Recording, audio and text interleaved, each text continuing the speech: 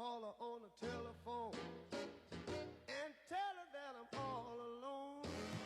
By the time I come for one, Ladies and gentlemen, the 42nd Annual Business Hall of Fame is beginning shortly. Please take your seats for dinner now. me and she holds me tight and tells me that everything's all right. That's why I know, yes I know, hallelujah, I just love, oh hallelujah. Don't you know, I just love Yep. so. She's my little Ladies and woman. gentlemen, welcome to the Junior Achievement Business Hall of Fame. Please take your seats. Our program is beginning now.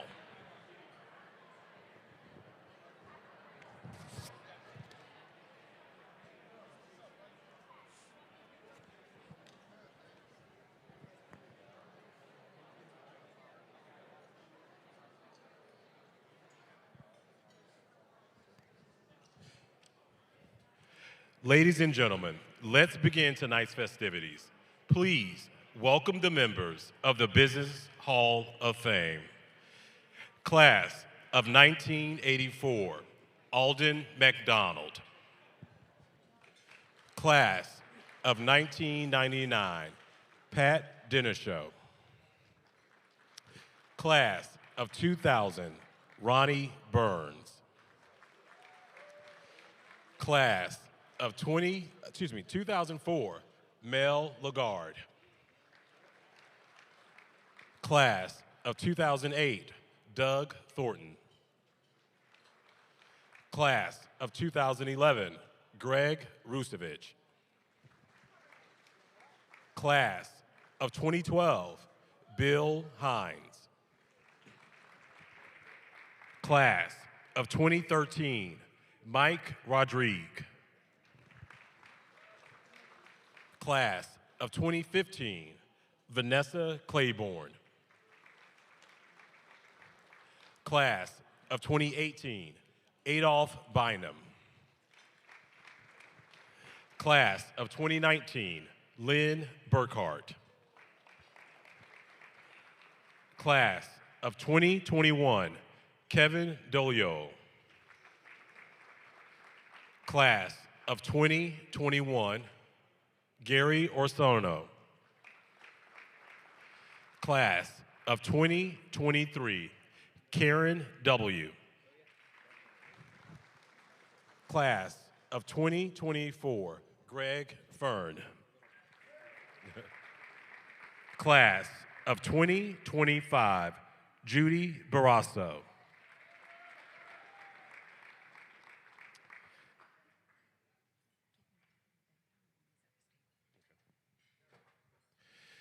Class of 2025, Dr. Takesha Davis.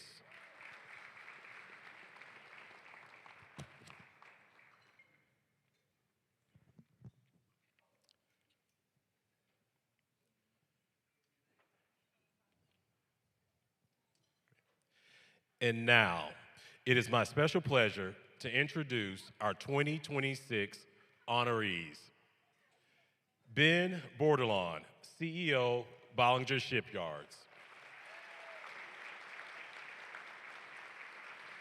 Dr. Rebecca Gee, founder and CEO, Nest Health.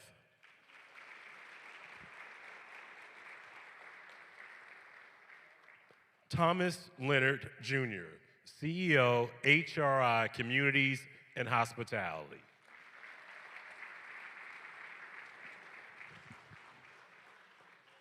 Alston G. Taylor, President and CEO, St. Aug High School.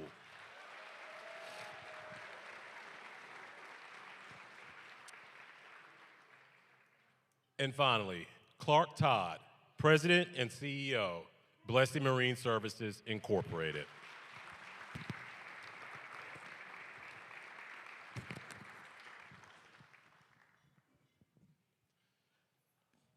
Now, ladies and gentlemen, please, a big round of applause for the members of the Junior Achievement Business Hall of Fame.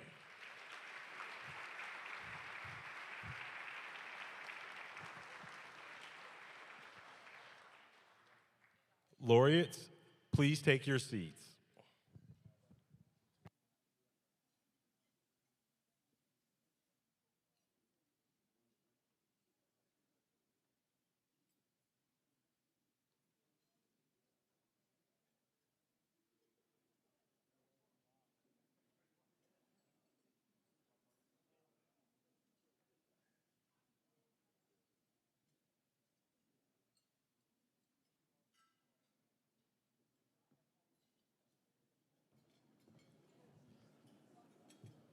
All right, guys. Good evening, and again, welcome. For those who have not had the privilege of meeting, my name is Larry Washington, and I'm the president of Junior Achievement of Greater New Orleans. And I'll be brief because I think the folks you really want to hear from are the folks that are come after me. But I do want to just highlight a couple of things that I think are super important. Tonight represents something to me that is incredibly special to this organization.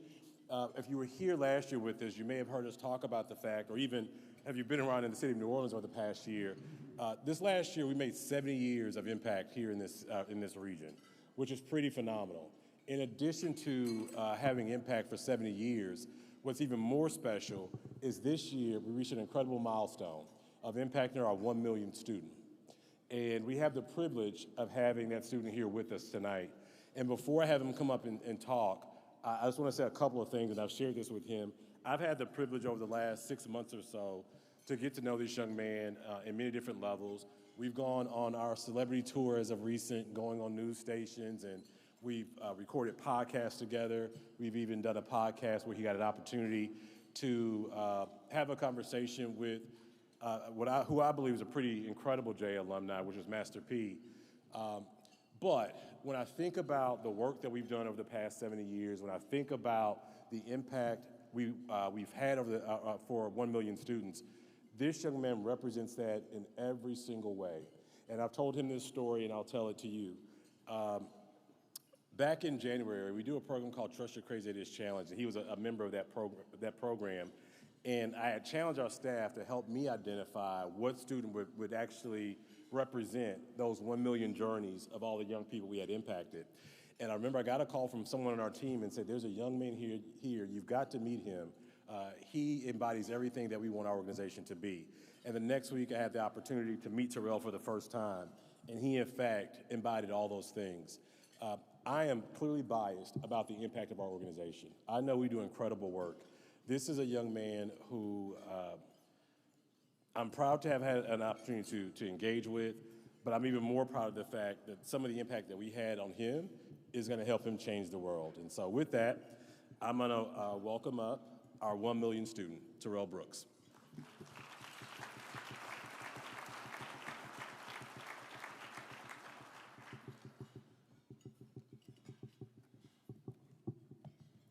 Hey, how's it going, everyone? So, as a rising senior, I recently realized that I'm officially entering the season of my life where I have the absolute joy of having the conversation of where will you be in 5 years? That question forced me to look back and reflect on who I was 5 years ago. When I look back, I would be about 12 or 13 years old, and I can't help but think of the first time I ever went to a summer camp. It's a key memory that majorly shaped the person I am today. I don't know why I remember it so vividly, but the bus ride to the camp was so awkward. It was just total silence and nerves. By the end of those 2 weeks, something shifted. I realized it was the first time I've ever felt a part of a community, a place where being involved had a direct impact, and a place where I could actually see myself and feel the difference I was making. Lately through my junior achievement, my journey with junior achievement, it feels like I've been directly reliving that exact same experience from 5 years ago. Only this time, it's a much bigger scale. I still remember the first time I walked into junior achievement for the Trust Your Crazy Ideas program. I had those exact same nerves, but despite the anxiety, the environment was immediately welcoming. I felt an instant connection, and one of the very first things we did was a spaghetti tower competition. They broke us up into random groups filled with complete strangers and handed us some pasta and tape and told us to build. Now, my group did not build the tallest tower and win those coveted bragging rights, but I feel like as I felt like as if I truly won something much bigger. That silly tower was the start of genuine, lasting connections. Every single moment since then, over the course of 8 weeks, has been defined by making those connections, whether it was meeting new students, bonding over ridiculously hard classes we were taking at different schools, or working with mentors who helped me develop my ideas. I found myself aligning deeper and deeper with Junior Achievement's core values, which brings me to what it means to be standing here today. To be recognized by such an amazing organization means so much more than just being a face in a crowd, or simply being the millionth student. To me, it means I have the honor of representing 1 million students who came before me, 1 million students who helped build something much bigger than any one person. It reminds me of this famous quote by Franklin D. Roosevelt, who once said, "We cannot always build the future for our youth, but we can build our youth for the future." That's exactly what Junior Achievement does. They built this community long before I got here, and it will be here long after I'm gone. Being a part of that legacy has been a truly transformational experience. Honestly, it feels like I'm living one of my craziest dreams. Junior Achievement has allowed me to meet some of the coolest people and learn from the very best, giving me the tools to develop myself into the kind of leader I've always wanted to be. So as well-meaning adults and friends continue to ask me the inevitable question of where do you want to be in 5 years, I'll keep thinking back to 5 years ago. I'll think back to the first small camp and community, and I'll think about the incredible, massive community I've found myself being so attached to here. Wherever I might land in the next 5 years, my highest hope is that it will be a place like Junior Achievement, a place that is willing to accept anybody, no matter their background, and a place that is always unhesitantly willing to invest in the future of their leaders. Being named Junior Achievement's 1 million student is an incredible honor, but this moment is about so much more than me. I represent what's possible when students are given the opportunity, guidance, and people who believe in them. 1 million students impacted is an amazing milestone, but for Junior Achievement, it's only the beginning. The next 1 million students are already out there, waiting for the same chances I was given, a chance to dream big, build confidence, and see the future filled with opportunities. And the future starts here, tonight with you. Your support helps create more stories like mine. It helps create students discover their potential and prepare for their futures, and believe that success is within reach. So tonight I ask you to invest in the next generation. By making your donations now, please text JA2026 to 50155 or use the QR code on the table. Thank you for believing in the students like me and in all students whose stories are still being written.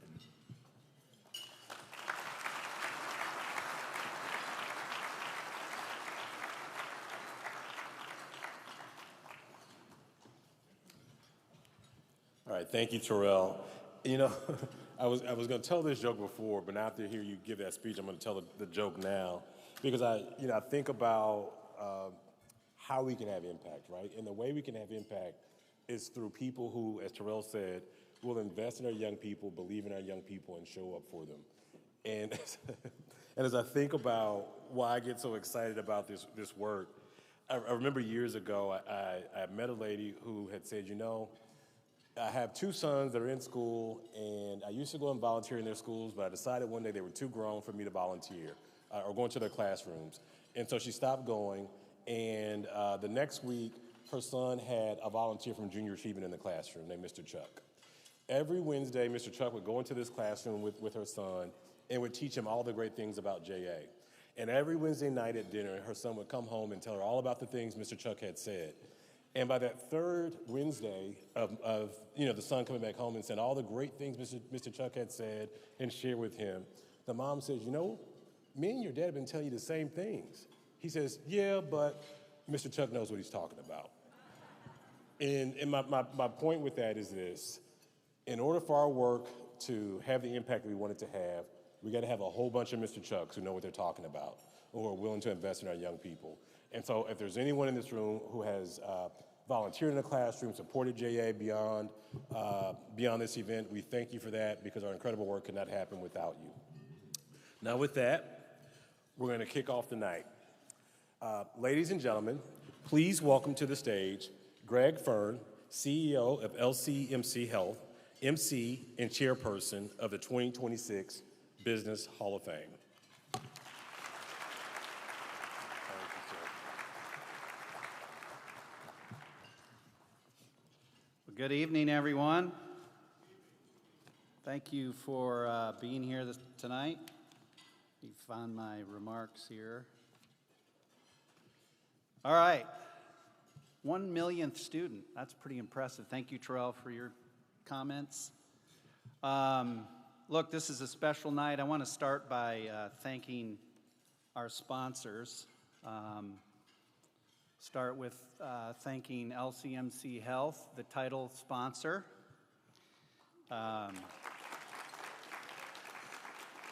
As Melissa with JA was putting together some remarks for me a week ago, there was a space in the page. It just said LCMC. There were no other words. And I said, why is this highlighted? And she said, well, I didn't know if you'd be comfortable thanking yourself. I'm like, be happy to thank myself. Oscar J. Tomos Foundation, they're our Business of the Year sponsor. Our entrepreneurial sponsors, Bollinger Shipyards and Hyatt Regency. And then our Spirit of Achievement sponsors, Blessy Marine, Caesars of New Orleans, Cane's Chicken Fingers, Liberty Bank and Trust, and Ochsner Health. Let's give them a round of applause.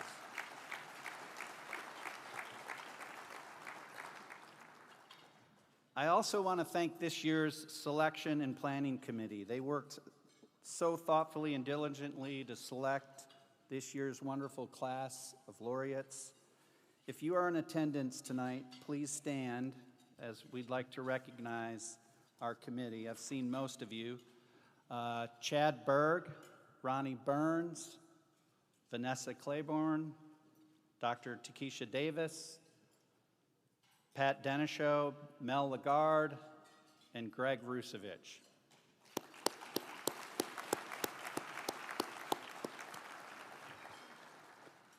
And I'd also like to thank the JA staff and any of the board members in attendance for their continued support. Please stand and be recognized. Thank you for all that you've done to make this a special night.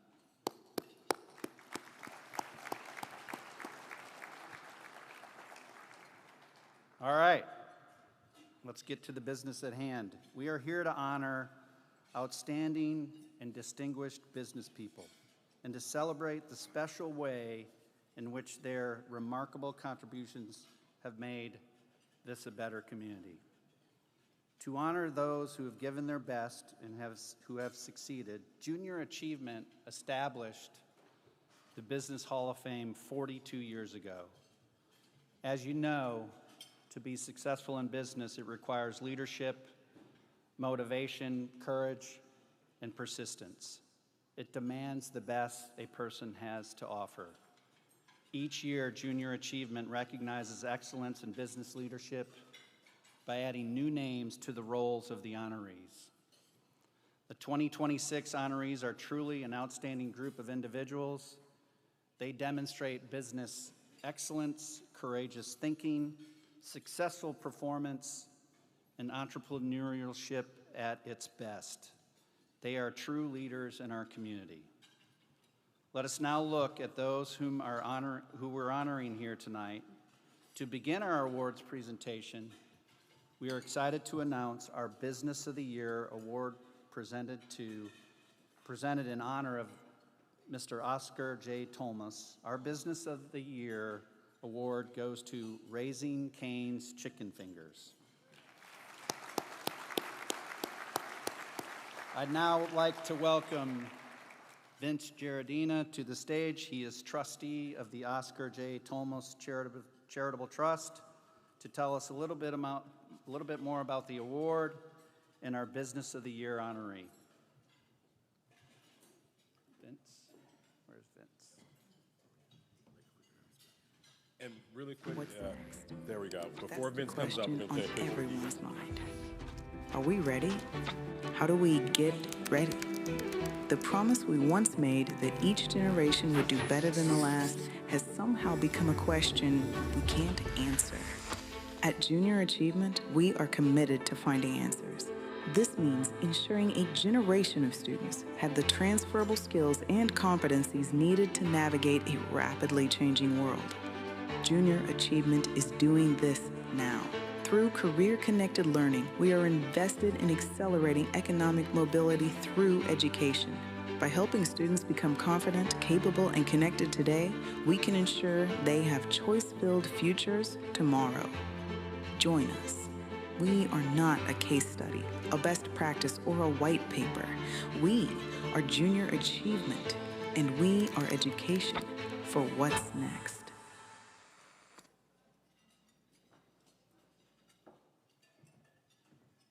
All right, Vince. Thank you, Rick.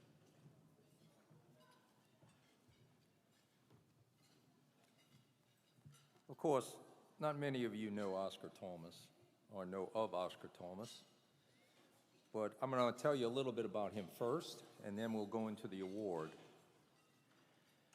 He was the son of Jewish parents who arrived in the U.S. through Ellis Island with nothing but a few dollars in their pocket. He was born in New Orleans on July 20, 1920. He graduated from Tulane University in 1941 and Tulane Law School in 1943. He was a veteran of World War II. He was a member of the Louisiana Bar for 70 years. He was a home builder and developer of real estate. He was a wise investor and a good businessman. In his last will and testament, he formed the Oscar J. Thomas Charitable Trust and left 100% of his assets to that trust. In 2025, Lisa Romano, my co-trustee, and I made donations to over 65 different organizations, primarily benefiting Jewish causes, children's causes, veterans' causes, and community projects. We would like to thank JA for allowing us to have Oscar's name associated with the Oscar J. Thomas Charitable Trust Business Award. It will be presented each year to a business and its leaders that meets the following 8 requirements: is located within the service area of JA, is a member in good standing with the Chamber of Commerce, is independently owned and operated, must be in business for 3 years, must have stability in mission and business practices, led by a person with high moral and ethical principles, be active in the community, and the leader and or staff must give themselves in time or resources to their community and must be involved in civic activities. Certainly, Todd Graves and Raising Cane's meets all of the requirements. Raising Cane's was founded in Baton Rouge, Louisiana in 1996 with a simple but bold vision: serve only the highest quality chicken finger meals and do it better than anyone else. What began as a single restaurant across from Louisiana State University has grown into one of the fastest growing restaurant brands in the world, with more than 1,000 locations and over 90,000 employees worldwide. Built on its One Love philosophy, Raising Cane's has remained focused on quality, hospitality, and community from the very beginning. The menu remains intentionally simple and centered around fresh, made-to-order chicken finger meals prepared with no heat lamps or shortcuts. Chicken fingers are marinated for more than 24 hours. Cane's sauce and coleslaw are made fresh daily, and lemons are hand-squeezed each morning for fresh lemonade. The company's success is rooted not only in its food, but also in its strong culture and commitment to giving back. Throughout its history, Raising Cane's has contributed more than $160 million to local communities and nonprofit organizations, with plans to give more than $40 million this year alone. As the company celebrates its 30th anniversary and milestone 1,000th restaurant, Raising Cane's continues to expand nationally and internationally while remaining deeply committed to serving its crew, customers, and communities. Let's hear more from Todd Graves. Please play the video.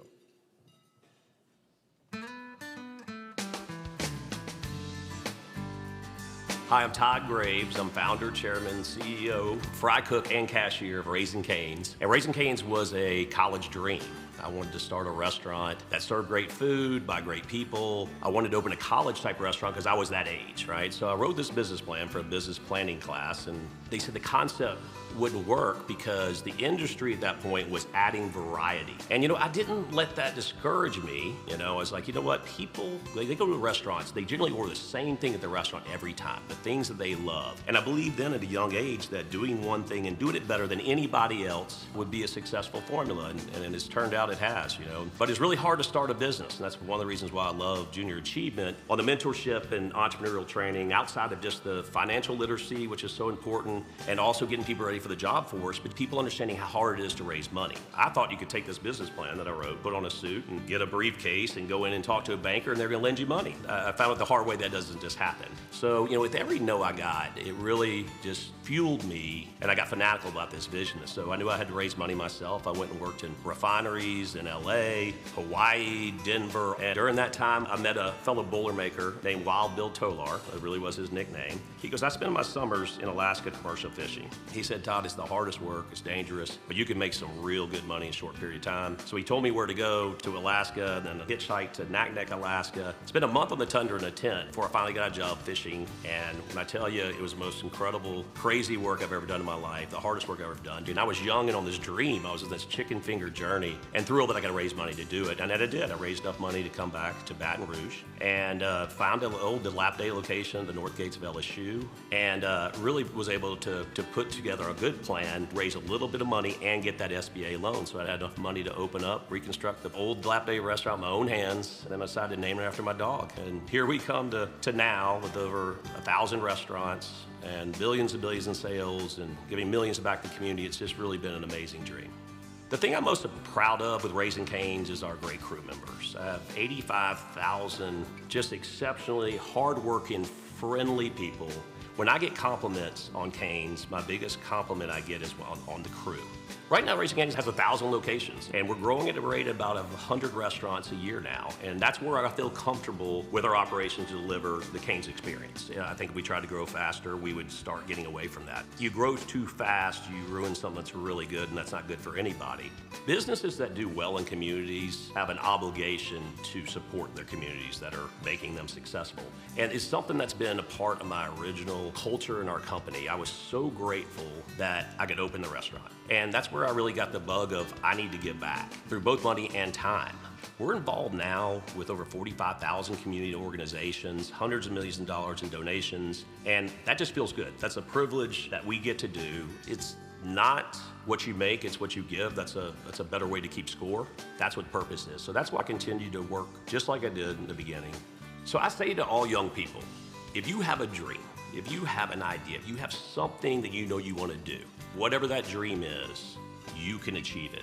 You're gonna have to work so hard to make it happen. But if you're committed that much, and it's something that you just believe in, you're passionate about, and is your dream, go for it. Don't let anybody tell you can't do it. Work hard, make it happen. I just like to say thank you to Junior Achievement of New Orleans and honoring our company, all my crew members and me, and makes us all feel really good. Junior Achievement's doing amazing work. I was a kid entrepreneur, and if I could have had the Junior Achievement when I was young, I was the kid that did the lemonade stands and cut grass, and I could have been even a better step up. That's why I believe in the cause, and everything you do, it does make a difference. I know there's already been incredible businesses started through Junior Achievement. I can't wait to see the ones that are in the future. Just that little spark that goes. Companies are gonna come that are gonna come up and change the world.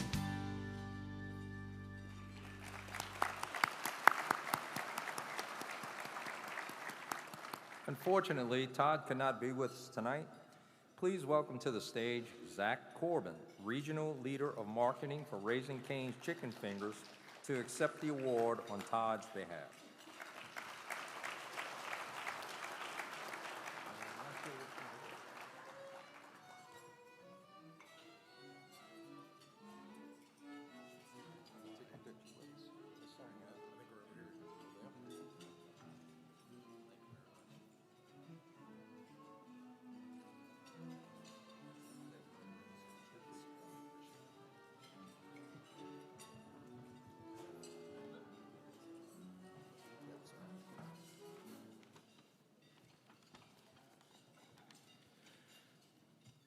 Good evening, everyone.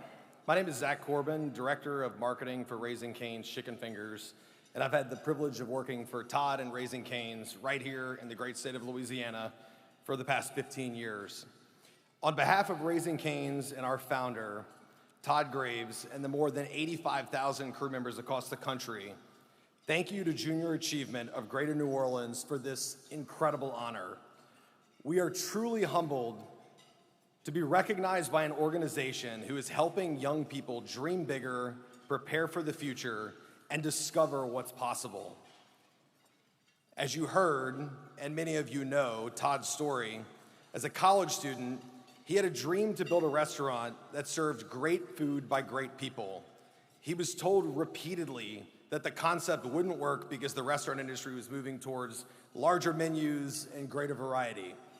But Todd believed in something simple, doing one thing and doing it better than anyone else. That belief became what we now know as Raising Cane's. What people don't always hear about is the challenges that he faced. He was told no more times than he could count. He learned firsthand that putting on a suit, carrying a briefcase into a bank, and asking for a loan doesn't always work out the way you planned. He worked some of the most difficult jobs imaginable, raised capital himself, and ultimately secured the SBA loan needed to open his first restaurant. And now, he gets to look all the naysayers in the face and say, ha-ha. With over 1,000 restaurants now open both in the United States and internationally. At Raising Cane's, we also believe that successful businesses have a responsibility to support the communities that support them. Giving back isn't something we do because we have to. It's something that we do because we have the privilege of doing it. Every year, our restaurants and crew members, many of whom are here this evening, support more than 45,000 local schools, nonprofits, and community organizations. It's a privilege to be a part of those organizations and their efforts, and it's a privilege to be recognized by an organization such as Junior Achievement that's providing tools, encouragement, and opportunities for the next generation of leaders. So to the students that are here this evening, if you have a dream, an idea, or goal that others don't see at this time, don't let that stop you. You may hear no, you may face setbacks, you may have to work harder than you've ever imagined. But if you're passionate, committed, and willing to put in the work, incredible things are possible. And to quote Todd, nothing ever happens unless someone pursues a vision fanatically. So I encourage you to do just that. Thank you again to Junior Achievement for this recognition and for the impact that you make in the city of New Orleans every single day. We're honored to accept this award and proud to support an organization that is helping shape the future of our communities. Thank you.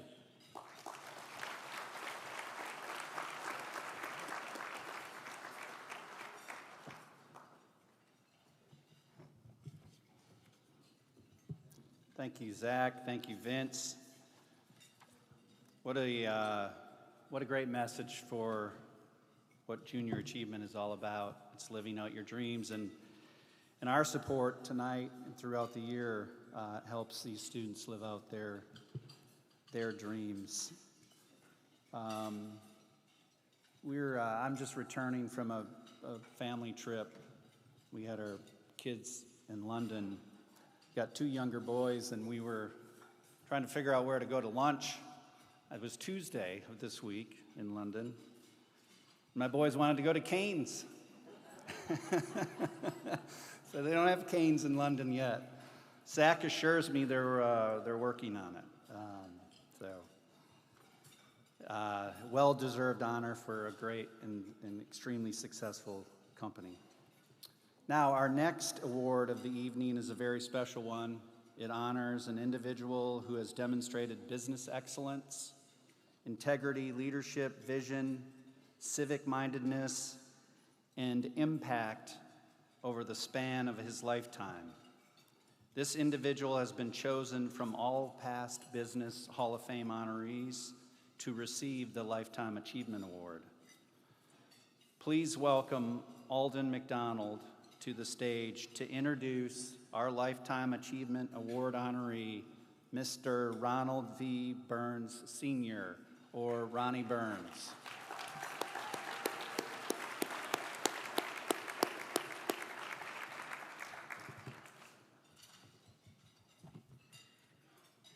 Thank you very much, Greg. I want to apologize to Melissa and Larry because I will take more than 2 minutes. You know, when I stand here today and look at the audience, I have to remind everyone in this room as to why you're here.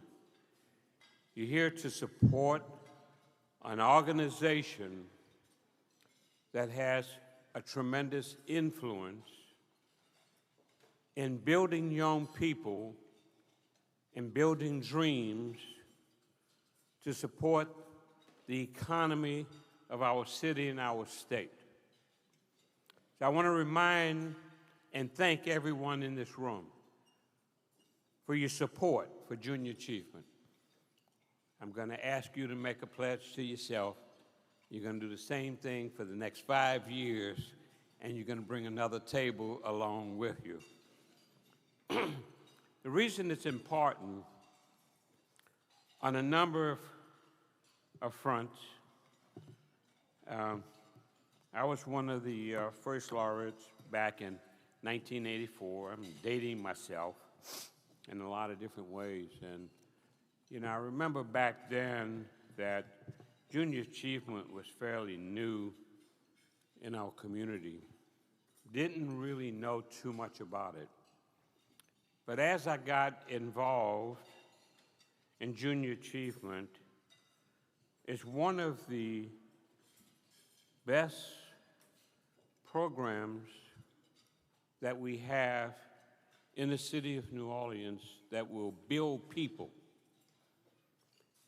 It is our responsibility as leaders in this community to build leadership, to build people, to build businesses. And as a result of that,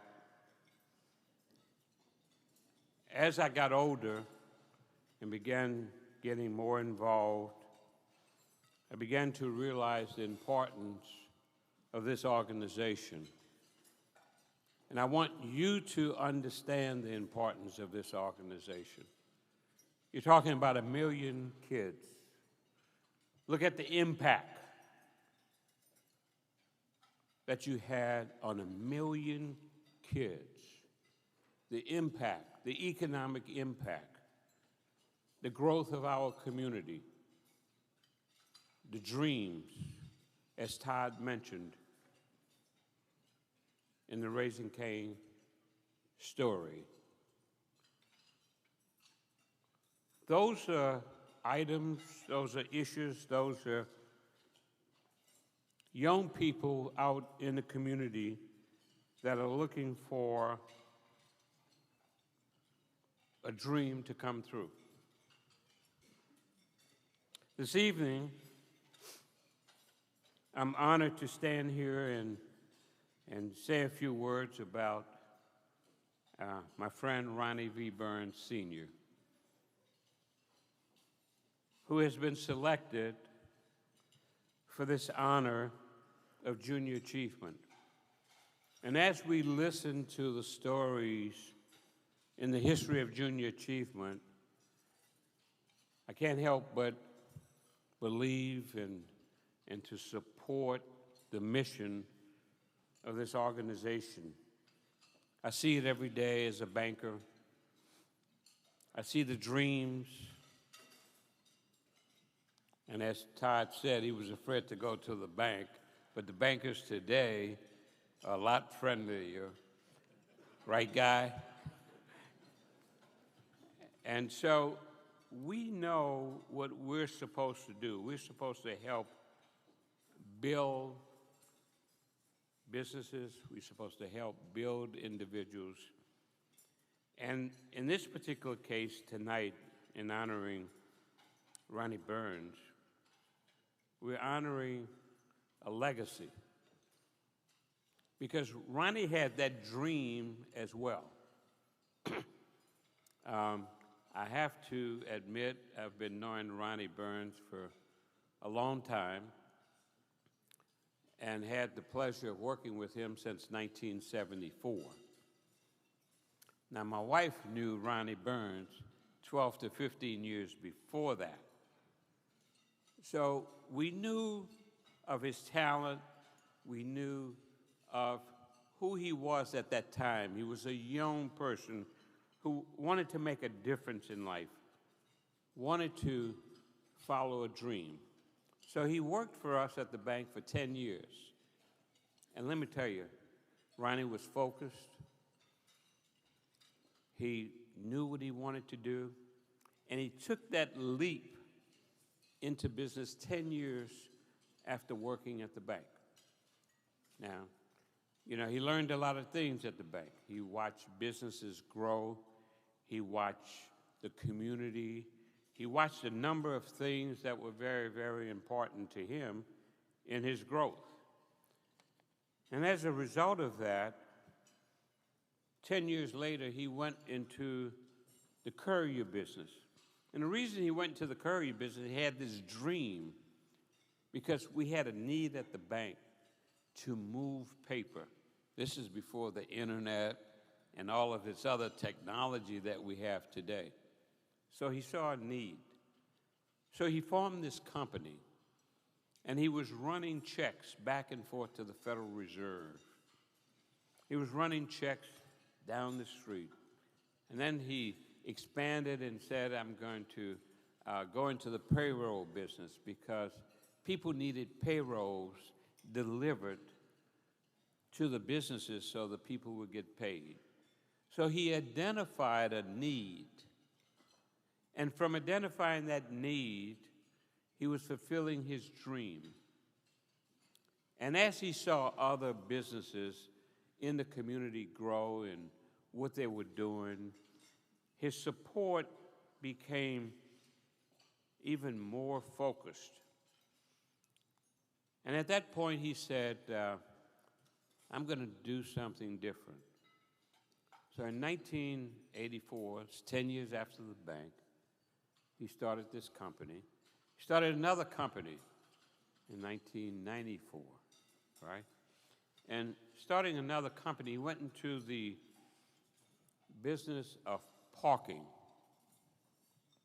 And a lot of us go to these parking lots and complain and talk about how much it costs to park. Ronnie saw it as an opportunity, right? And he said, I could make money while I'm sleeping in the parking business. But it was a dream. It was something that he took and made something happen. And today, he's part of a parking conglomerate that's in 17 airports around the country. He employs over 600 people, and he makes a difference. You probably go to these major airports and maybe rent a car, and they have these buses that will shuttle you from place to place. Well, that's Ronnie Burns. He has buses in 17 different airports around the country. He has the parking facilities, hiring 600 people and taking care of the needs of individuals like you and I when we're either on business or having a vacation and taking care of that need. Ronnie's a dreamer. And he dreamed because of the possibility of business. He dreams because of watching people like Todd and Raising Cane's and Junior Achievement. Junior Achievement is servicing the millionth student. Think of the impact and the dreams that they have created over the years. Your support is absolutely necessary for our community to really survive and to grow. Ronnie has really done a lot of things in life. And he can't do this by himself. He's a family man. And he's a smart man because he knows his wife is right at his side. And he can't be successful without her. Sheila, please stand. We're going to recognize, because you're responsible for Ronnie. Thank you very much. And Ronnie has 2 boys and 2 lovely grandkids, and he's building a legacy and a business around family. And he's successful because of this foundation of family. And as I take a look at a lot of different things that Ronnie has done, and you know, this logistics business, it went from a courier business to logistics. And Ronnie would come to me and say, well, Mac, what do you think about this? What do you think about that? He just kept expanding. Then he bought a warehouse. And then he was warehousing inventory. And then he started making runs for medicine and blood for Greg and LCMC and others in the community. He found a need. He found a dream because someone permitted him to understand entrepreneurship. And this is what Junior Achievement is all about: entrepreneurship, growth, and family. Ronnie has done a lot of things, and we have Austin Taylor, who was one of the new laureates, and he's CEO of St. Augustine High School. Now, if anybody knows Ronnie,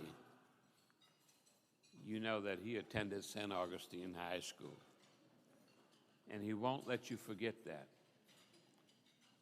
He has been giving back and involved in all of these people who helped him pave the way for him to achieve a dream. And he has done, even before Austin became CEO, been working on behalf of young people at that high school to maintain excellence. He's been giving back for a long, long period of time. He also served on the Board of Trustees for Dillard University. And at one point, I had to remind Ronnie, I said, you know, you're involved too much. You can't run the university. You're a Board of Trustee. You help make the policy. But when Ronnie gets involved in something, he goes all the way. And if you know Ronnie, if he's sat on any of your boards, or if you've been involved with him, you know he's a stickler for details. And he would take over the meeting if you don't watch him, because he wants to make things happen. He wants to make things happen. That's the entrepreneurship and the focus that he's had.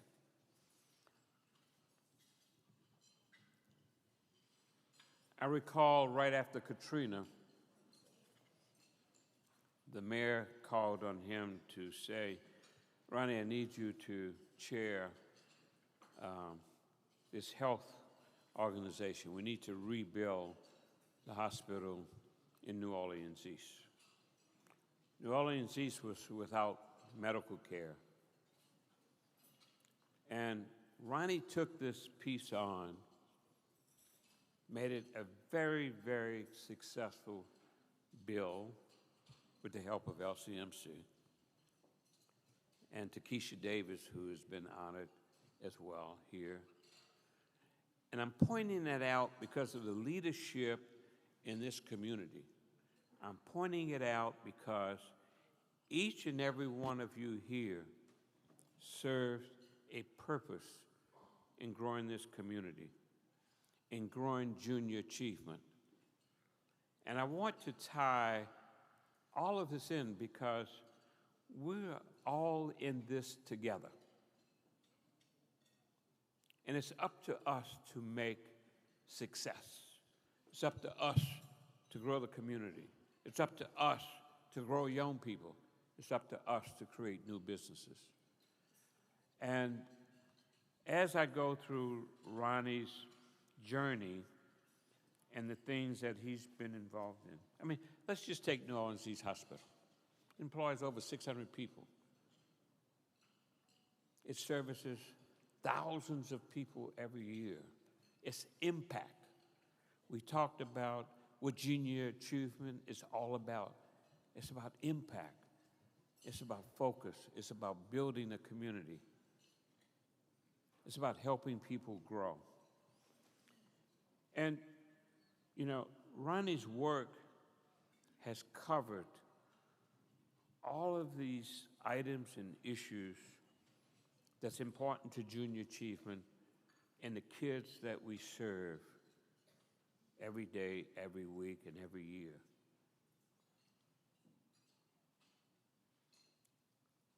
Ronnie has done so many things that make me proud because I've been part of his life. He's done so many things that make his family proud. And just this week, giving back,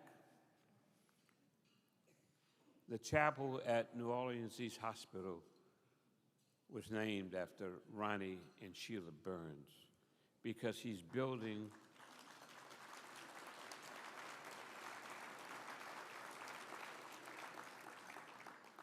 and it was named after Ronnie and Sheila because he put up some money to start and to build the New Orleans East Foundation, which is used to help people in need. Ronnie has been given back to education. Ronnie has been given back to the medical industry. He has been successful in a number of things in his life. The most important, he's been disciplined. He had the courage to jump out there and to become an entrepreneur. His integrity, his faith, and he has family. And I am so proud to present to you the man of the hour, Ronnie V. Burns, Sr. Congratulations, Ronnie.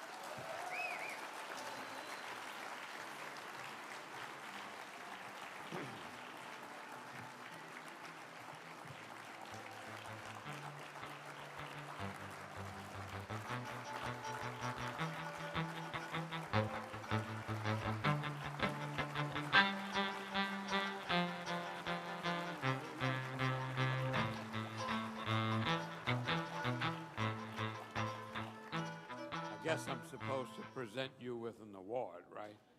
And no one told me which one to give you. Larry, Melissa, I guess it's one of these, but here again, Ronnie, we are so proud to have you to be part of this organization and to receive this award. This award reads Ronnie V. Burns, Junior Achievement, Business Hall of Fame, Lifetime Achievement Award.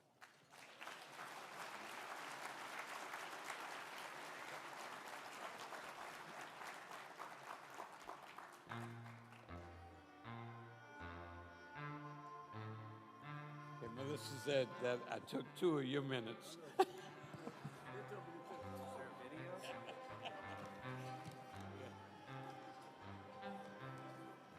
I'm going to be quick.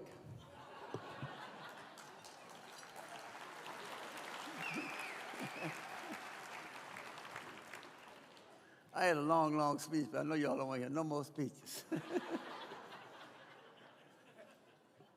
First of all, I'm deeply honored to receive the Lifetime Achievement Award from Junior Achievement.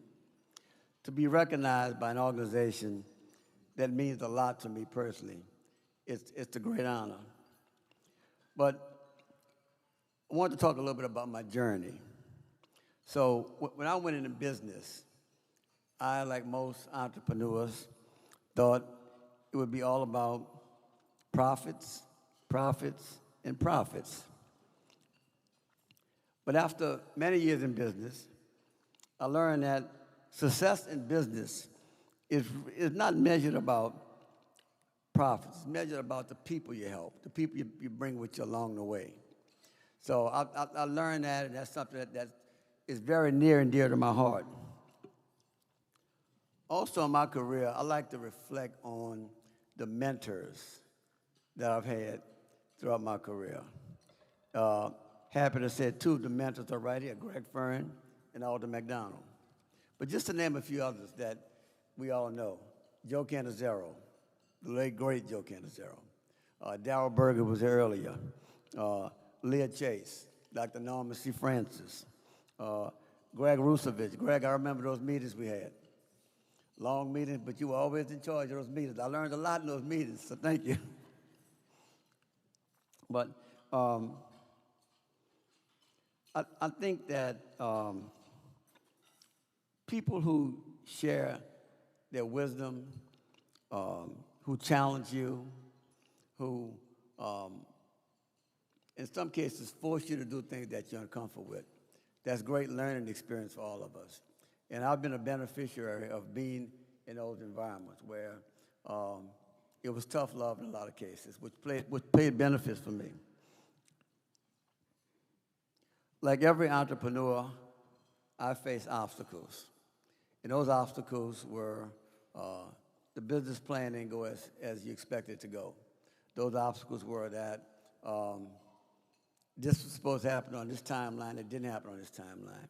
But one of the things I could say that, when you suffer setbacks and you get knocked down, you got to figure out a way to get back up. It teaches you lessons. It teaches you perseverance. It teaches you humility. It teaches you to deal with your issues with grace. One of the most important things I think that I learned was that none of us accomplish success by ourselves. So I have been the beneficiary of having a lot of good people around me. I've had the beneficiary of meeting good people. I've had the beneficiary of just kind of being put in the right place at the right time. One of the things that's near and dear to my heart, something my parents taught me, that, you must give back. It's your responsibility in life to give back. So what I would say to all of the young people here tonight, as you go through your journey, all the things you're going to learn at Junior Achievement will prepare you to be successful. Junior Achievement will teach you lessons that you don't really know you're going to learn until you get into Junior Achievement. But remember, it's your responsibility to bring somebody with you.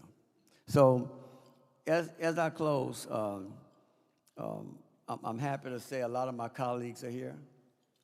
My family's here. Friends are here. Business associates. But the most important person in this world, my biggest mentor, my biggest advisor, my business confidant, my real boss is my wife, Sheila. So, Sheila, can you take a bow?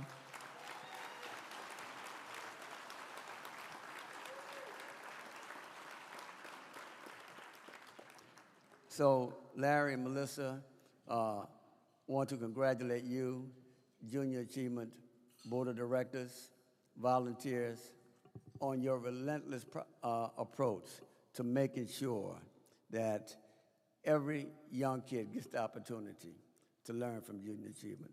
So again, thank you very much. I had a much longer speech. I cut it short, though.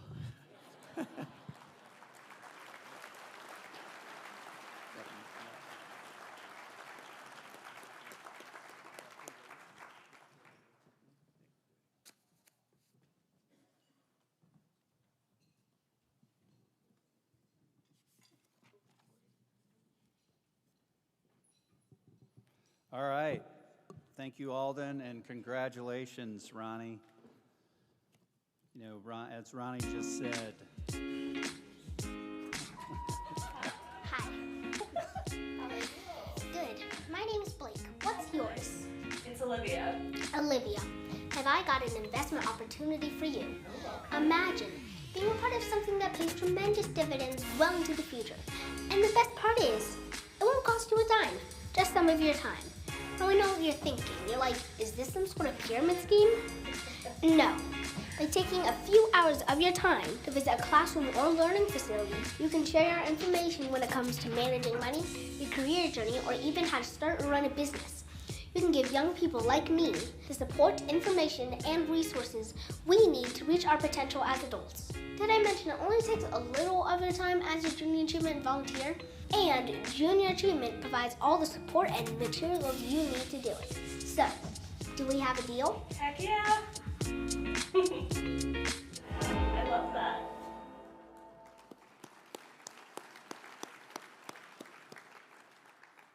All right, on my remarks, there was some words I was supposed to say to thank Ronnie and Alden, but apparently they have taken my time because they played the video quickly.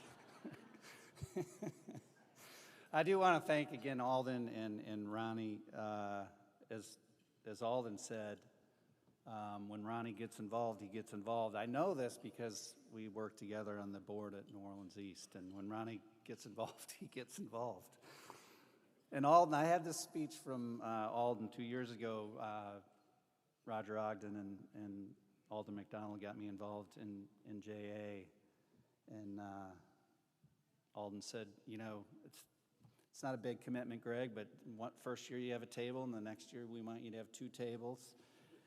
And that next year he said, and now next year I want you to chair the event, and I want you to break the fundraising record. And so all that's fallen in line, Alden. All right. Yes, let the secret out. We are setting a record this year, a new record for JA in this event. I think we are nearing 350,000. To ultimately get there, make sure you text to give. You've had plenty of time to do it. All right, so we are ready to honor our 2026 Business Hall of Fame laureates. As we do this, please hold your applause till the end of the video and following the laureates' acceptance speeches. Our first laureate tonight to be honored is Ben Bordelon. Ben is a third-generation leader of Bollinger Shipyards who has helped guide the company's continued growth and impact across the Gulf South.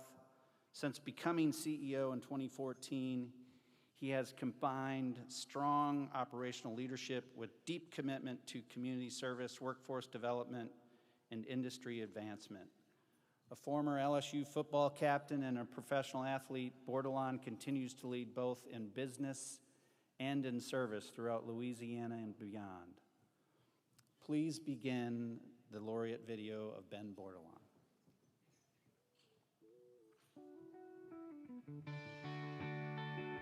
I'm Ben Bordelon. I'm the president and CEO of Bollinger Shipyards. We're a family company. I'm third generation. My grandfather started our business in 1946. He ended up buying some land on the banks of Bayou Lafourche and bought a lathe and a drill press and started Bollinger Machine Shop and Shipyards. Today, we're a company that has over 4,000 employees. We do work for the U.S. government and the Coast Guard, the Navy, work for the oil and gas industry. We even do work for space companies. If you need a ship, I'd like to say we can do it. But what I'm most proud of, really, I'd say my family. My grandfather and how I was raised with him on how to be a good family person, and certainly my wife, who's been a great supporter for me and my 3 kids. That's my proudest moments.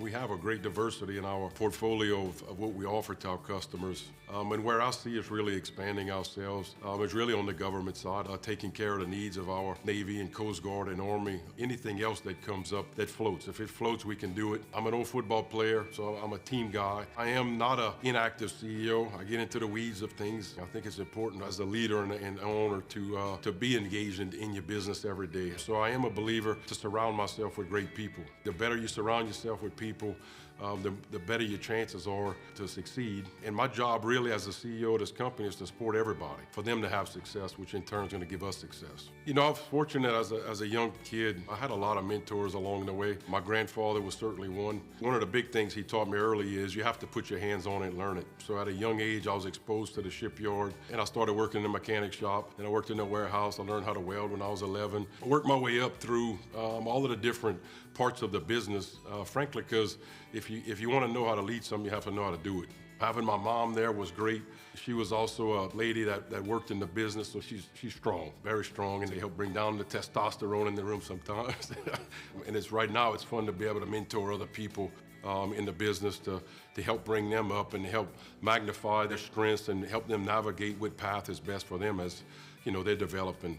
In high school, I knew I wanted to work at the shipyard. When I got to LSU and was playing football there, I knew I wanted to work at the shipyard. When I was in San Diego playing in the NFL, I knew I was going to come back and work at the shipyard. So that was one thing that was a huge positive, that it gave me the ability to focus. But I think one of the biggest hurdles I had was when I was becoming the president and CEO. And in a matter of 3 months, we saw the market fall like we've never seen before. But it certainly taught me a lot, taught me resiliency, it taught me how to focus on areas that we could control, which was becoming more efficient, more productive. So using that negative and turn into a positive certainly was something that I think was an obstacle that turned into a transformational point in the company. New Orleans is absolutely a pivotal part for us to have success. I do see a lot of potential for growth and upside. We spend a lot of time promoting what we do. We build a lot of cool stuff. We have Coast Guard cutters, and we're doing landing crafts, and we're doing big tugboats. And the more we promote that and the more we get that message out, the more success we have in drawing new people here. So the healthier New Orleans is, the healthier our state is, the healthier this region is. The economic development here in Louisiana has been an absolute focus. Hopefully I'm doing my piece to help add the positive side to that. The roots of this company is based on our workforce. And there was always a concern about where we're going to find the next workforce, where we're going to find the next legacy shipbuilders. And I'm saying that in a positive way in the context that here we are 80 years later and we're still growing our business. You hear often, you know, this next generation, you know, are they going to be workers? Are they going to be blue collar workers? Do they really want to do it? The answer is yes. And I think we need to do a better job of messaging what we're doing, giving them the opportunity to show the rewards that they have by working in a business like we're doing, and showing them that if they do come to work here, they have sustained work, you can build a career and a life, and you can do it. We just need to keep focusing on it. But workforce is the lifeblood of our company, and continuing to develop that is certainly going to be the challenge for all of our managers, including myself, going forward.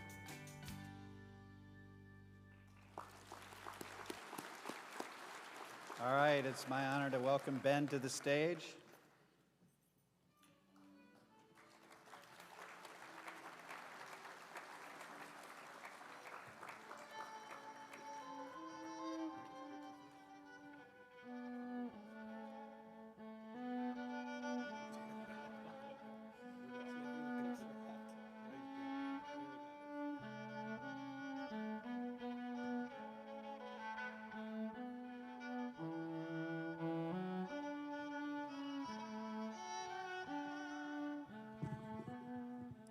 Good evening. I don't think I have to speak. That was, I guess I covered it in the video. It's an honor to be here. When I got the phone call from Greg about getting this, actually I was a little surprised. And I guess I'm getting to that age. I'm getting old now, so we're starting to win awards.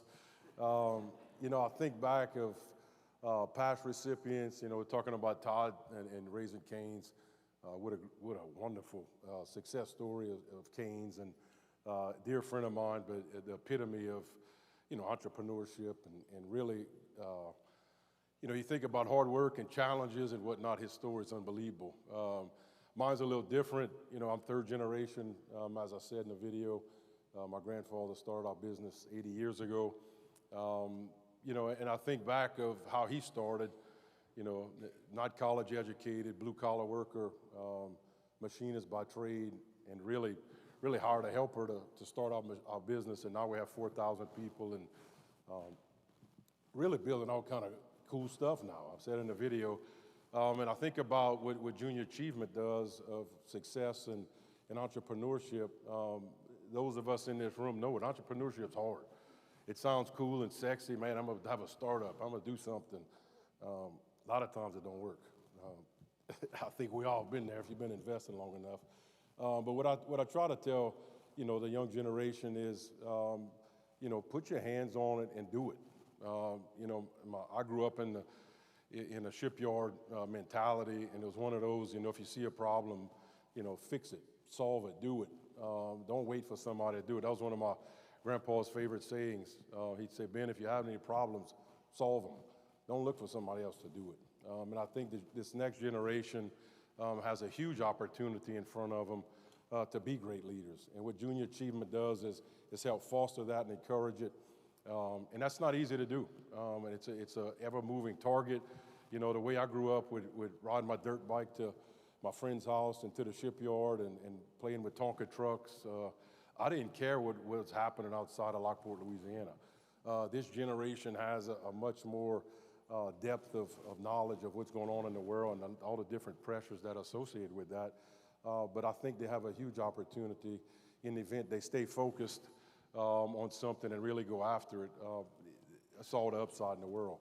My grandfather was a recipient in 91. My Uncle Boise was in 95. So I guess I'm the next one, which is great. And it's a great legacy, I think, of entrepreneurs. And when I read through that list of past recipients, what an awesome group that it is. Some names on there that I won't even try to attempt to name all of them because there's so many. But we all learn from people, and I'm certainly one of them. My grandfather was one, my Uncle Boise, Gary Schwest. I have a lot of different folks along the way that taught me stuff, coaches, good and bad. I had some terrible football coaches. I like to say that I learned a lot from them too, learned what not to do. And I think back of wins and losses, I still do that in my mind today. I'm competitive, I am hands-on, and again, it's a business that I love, so I'm fortunate every day that I go to work and do it. But being a part of this group is really an honor for me and my family.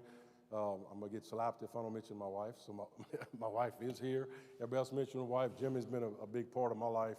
And really the rock of how we do business. There's a lot of long hours that go into being an entrepreneur and a CEO, and that's a part of what we do.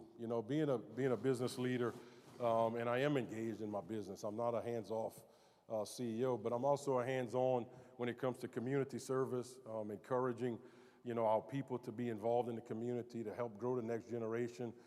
Hearing stories like Terrell is unbelievable. To see what such fine young men like he is, and there's so much more upside opportunity. So it's a great responsibility from everybody in this room. Obviously, you support the vision of Junior Achievement, and again, I'm blessed to be up here, and thank you for having me.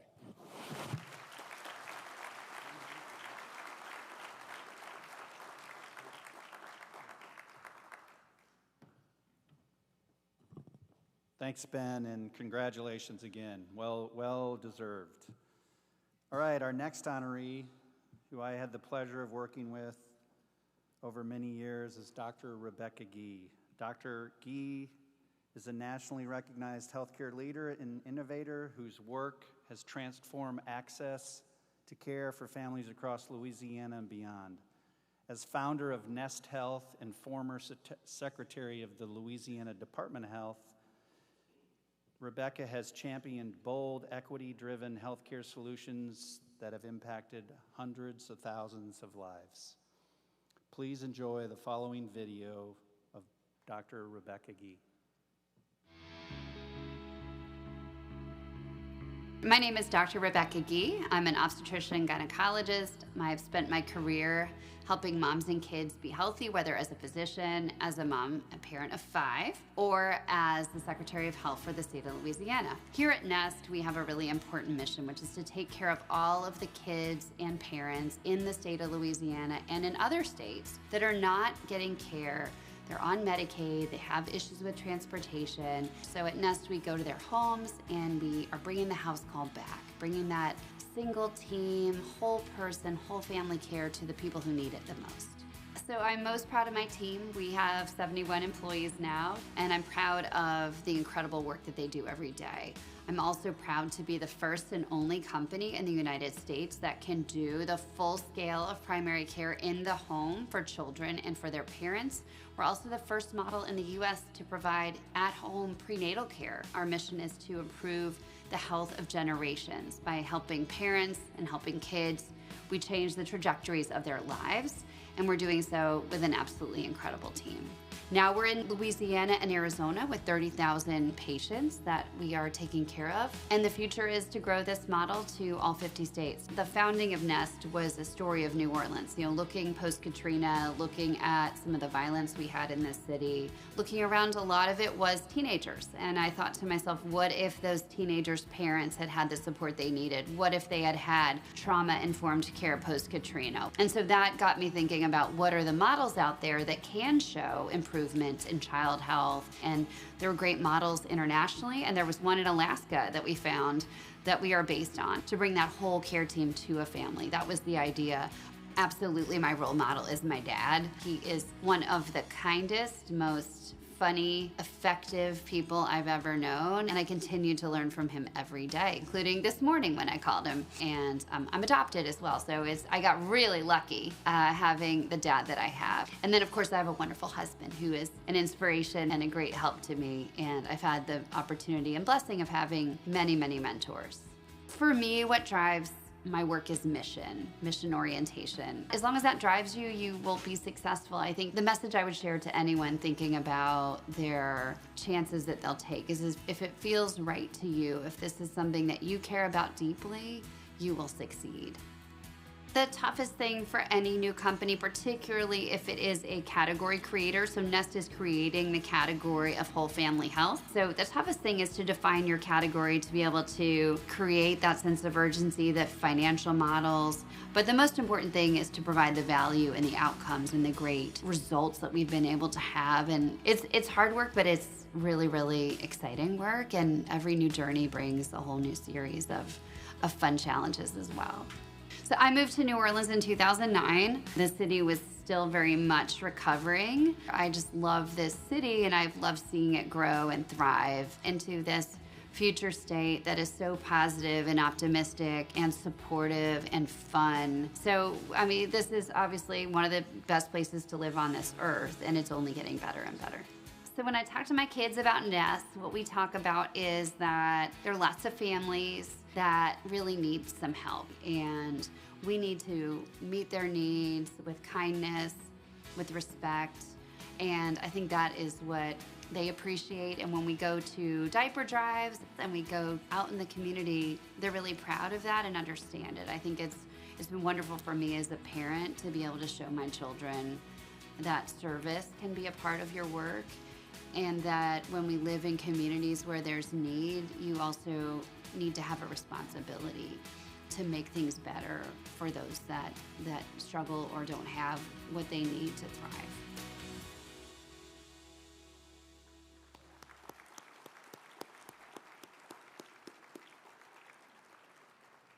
All right, Rebecca, come up stage. Congratulations.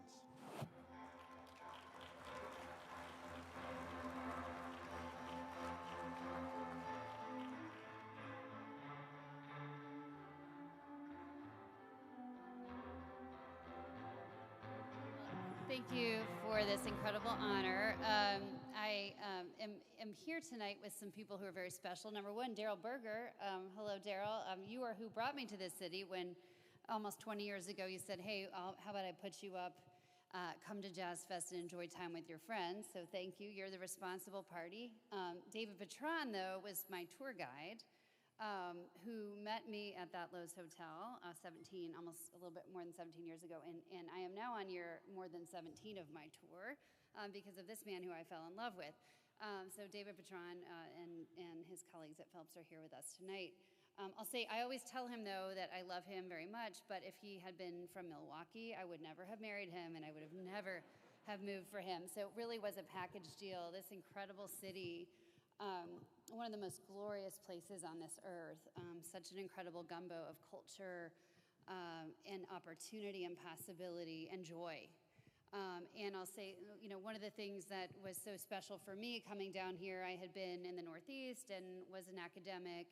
And I couldn't figure out what the hell I was going to do once I moved down here. I fell in love and I moved a few months later and I didn't have a job. I thought, well, what the heck can a doctor do who's interested in health policy? And I found my way into state government. And I had the opportunity to lead with Governor John Bel Edwards, this great state's health department, and what a wonderful, wonderful opportunity that was. And I got to travel every corner of this state.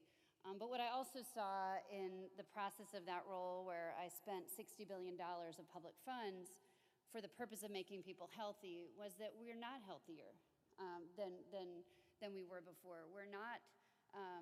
Access is not enough. And I know, I'm just so proud to be here with Greg Fern, who's done so much for the children and individuals in this state who need health care. And that care matters so much, but we also need different models of care.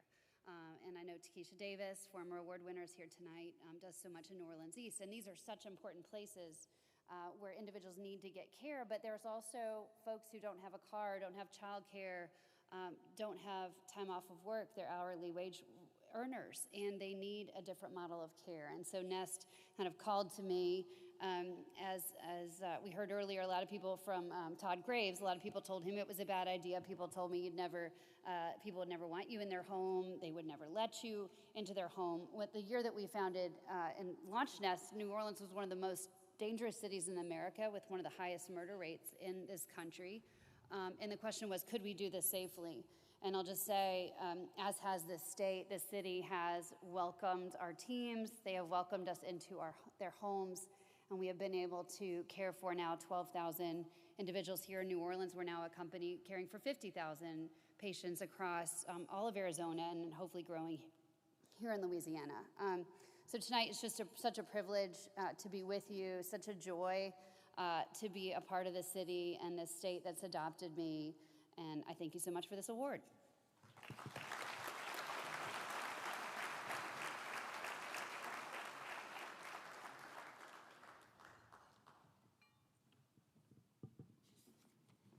Well, thank you, Rebecca. You certainly, as the Secretary of the Department of Health, saw things firsthand and as it relates to access to care, et cetera. I remember being with Rebecca and Governor John Bel Edwards when Louisiana announced that they would enter into Medicaid expansion. That was a great day at University Medical Center. So, Rebecca, congratulations again, and thank you. Those things that Rebecca talked about, access to care and giving people chances, et cetera, is really all about tonight and what we're talking about. So please, it's a reminder, we have the text to donate. Help us reach our ultimate goal of over $350,000 raised this evening.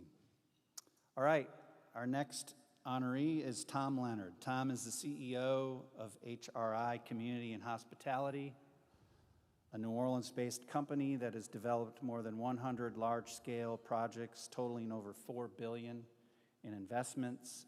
Since joining HRI in 1988, Tom has led the growth of a nationally recognized hospitality and mixed-income housing organization with more than 1,600 employees across 10 states. Tom and I serve together on the New Orleans Business Council, and he also serves in leadership roles with several major New Orleans organizations. Please begin the laureate video of Tom Leonard.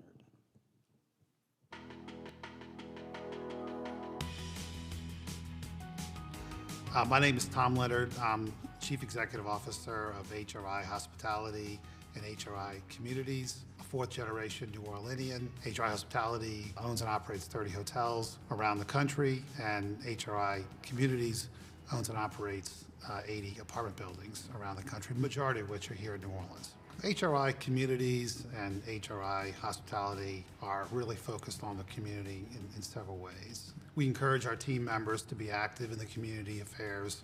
On the hospitality side, there's great opportunities for members of our community to work within the hospitality company and really have an unlimited upward mobility.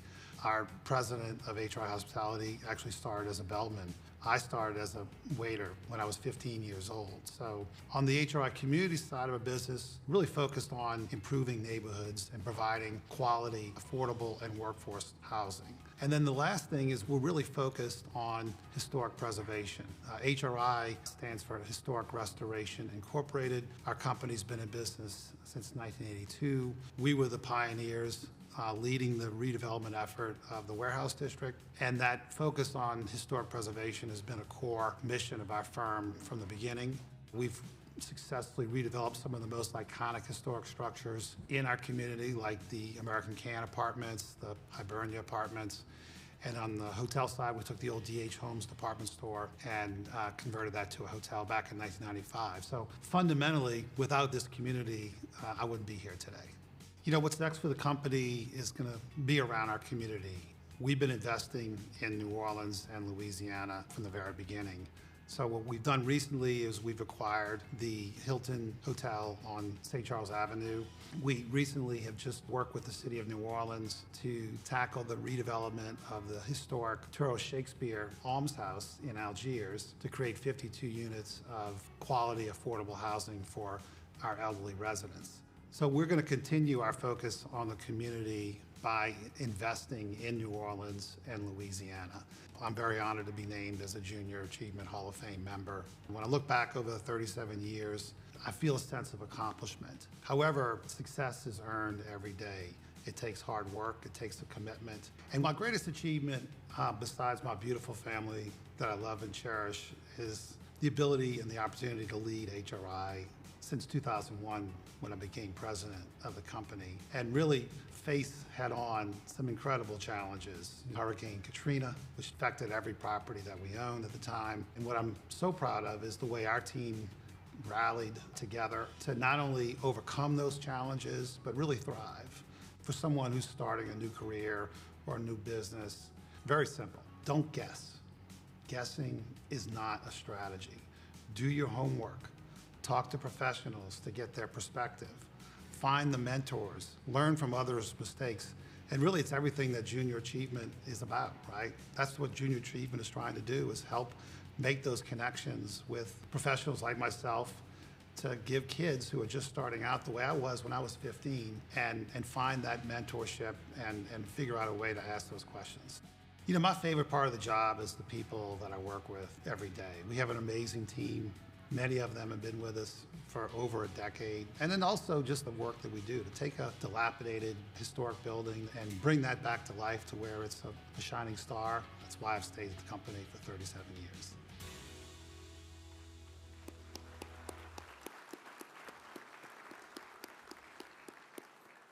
All right. Tom, please come join me on the stage.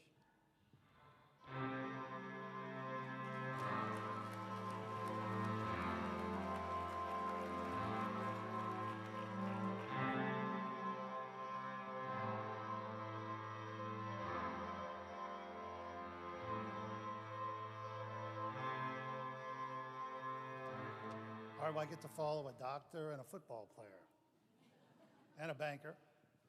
So thank you very much to the Junior Achievement organization for this incredible honor.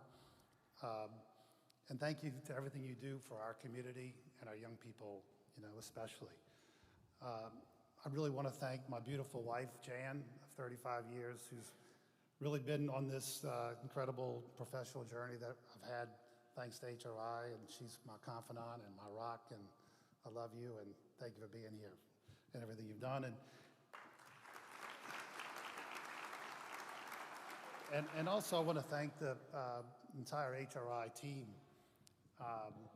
You know, being in the same company for 37 years, almost 38 years, it's really because of the people that I've been honored to lead and to work with and grow up with over the years. And some of those HRI folks are here today, so thank you guys for being here and supporting me. So as you saw in the video, you know, being with one company for 37 years makes me a little bit unusual, I guess, especially in today's day and age. But I talked about the city and the impact that New Orleans has had on me personally. And look, let's just face it, it's been tough. to grow a business in New Orleans. It seemed like you just keep getting punched. And that's one thing that I'm really proud of our team.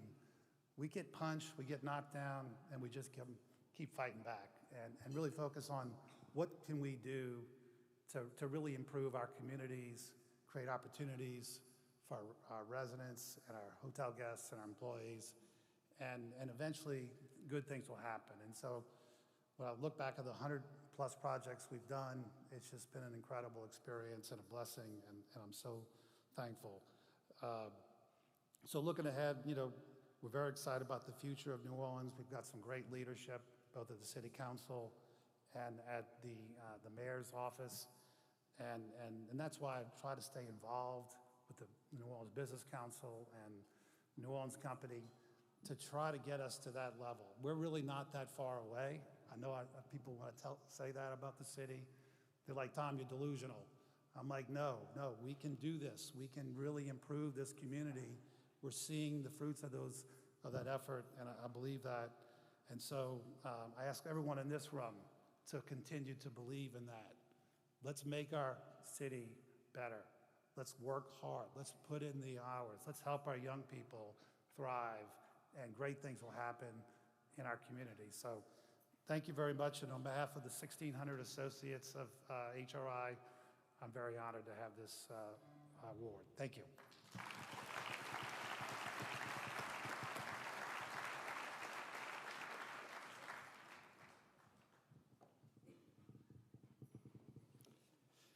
Thank you, Tom.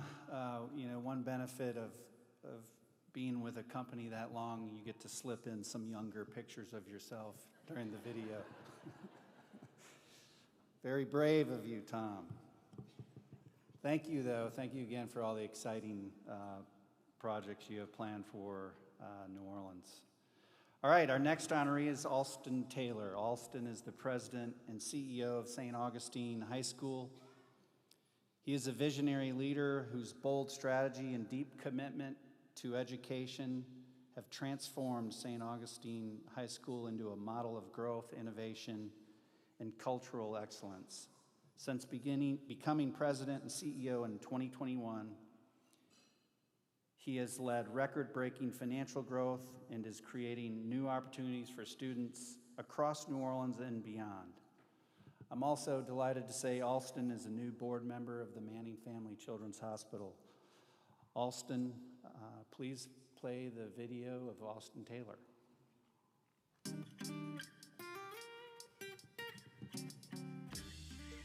I am Alston Taylor, President and CEO of St. Augustine High School. St. Augustine High School has entered its 75th year. We have witnessed nearly 10,000 graduates walk through our doors, go out into the world, and make impact. The Purple Knight brand stands for discipline, it stands for leadership, and we take great pride in representing that particular brand of a person who will be responsible and who will be accountable for their actions and the work that they put in for whatever that they're doing. Also, we love our teachers. We call them the CEOs of the classroom. We have this thing called retention, recruitment, and recognition. And across those three pillars of the 3 R's, we love to make sure that our teachers are recognized because ultimately they are the frontline people that are making it happen in the classroom. As a school, we are very intentional on strengthening our foundation, and we're doing that through a $30 million capital campaign. We believe that if a young man qualifies to be a student at St. Aug, that his financial challenges and his socioeconomic background should not hinder him from being accepted into our school. I define success by the quality of relationships that I possess. When you have a quality and quantity of relationships, you're able to then give that access to the young men that I'm serving. A significant reason I decided to embark on this St. Aug journey was to be the person I needed when I was my students' ages. When you have people that believe in what you believe in, they will get behind you and represent in a way that can ultimately be incredibly supportive. When it comes to role models or heroes, I have 2 sheroes. My mom, Avery Hunter, because when I was a kid, I witnessed my mom look at obstacles and roadblocks and go around them for whatever her vision was for what she set her mind to do. She showed me how networking was one letter away from not working. If you weren't networking, then you were not working. And then my second person is my wife, Savitra Wilson Taylor. I've watched my wife exit a company, launch a new company, and I watched her do it with grit, with grace, with style, and most importantly, the word that I believe that defines my wife, resilience.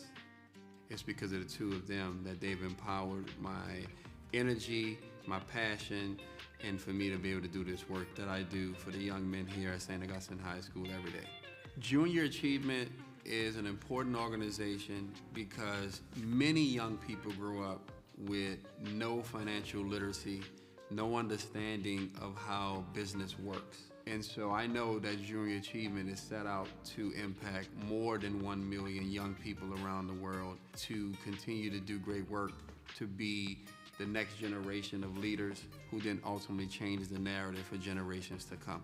And so I'm proud to be a representation of what it means to be a New Orleanian representing Junior Achievement and being a person that can continue to do extraordinary work for a number of people and for a community that I believe in. My advice, you have a birth date and a death date. What will you be known for in between both of those dates? What will you accomplish?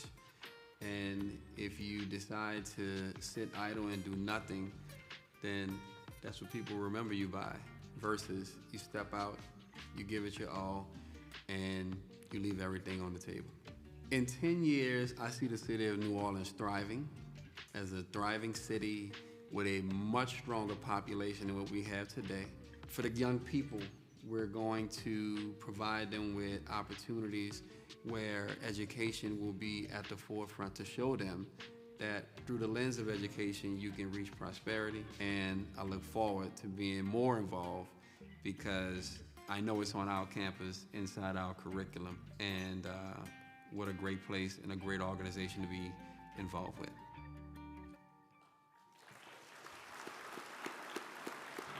All right, I'd like to welcome Alston to the stage.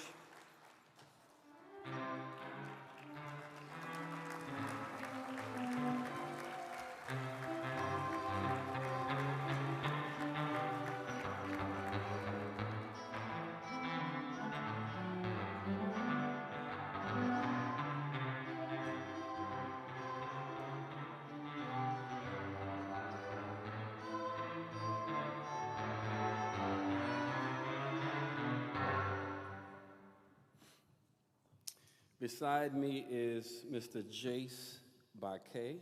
He is the son of Arkeisha and Wayne Baquet Jr. He is freshman class president at St. Augustine High School. He holds a 4.2 GPA, and he is a, give it up, give it up.